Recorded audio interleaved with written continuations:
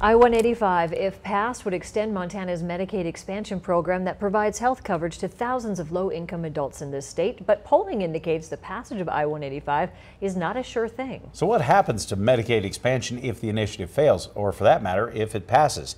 Mike Dennison has a little look at the details. In 2015, a coalition of Democrats and moderate Republicans in the legislature narrowly approved Montana's Medicaid expansion program.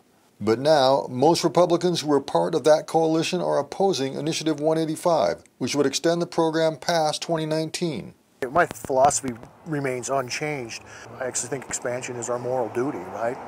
And the problem I have is that 185 doesn't provide the boundaries that I'd like to see on the next generation of expansion.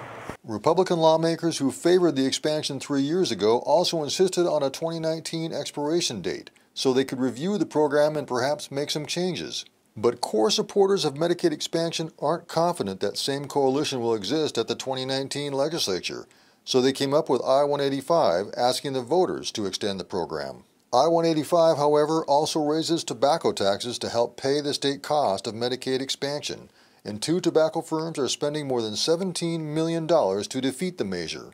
GOP supporters of the expansion say if I-185 loses, they'd still argue to extend the program, but make it more restrictive and require hospitals benefiting from the program to help cover the cost. Republican former State Senator Bruce Tutvet of Kalispell voted for Medicaid expansion in 2015, but has appeared on campaign literature opposing I-185. I would come down and testify for voting for it again with these caveats that there's skin in the game, there's co-pays, there's work requirements, the things that make it a functioning, good program. Supporters of Medicaid expansion say they're happy to work with the next legislature on tweaking the program, whether the initiative passes or not. But they remain concerned that if I-185 fails, all of Medicaid expansion could be in jeopardy. What we're not willing to do is fundamentally gut the program, which is what many in the legislature want to do. As we go into the legislative session, we have the extremes in both parties, and we need folks in the middle to get this done. And that middle is getting smaller and smaller and smaller, where we don't have the votes. So I think we can say no matter what happens with I-185, the fate of Medicaid expansion will still be decided next year in this building behind me. At the Capitol, Mike Dennison, MTN News.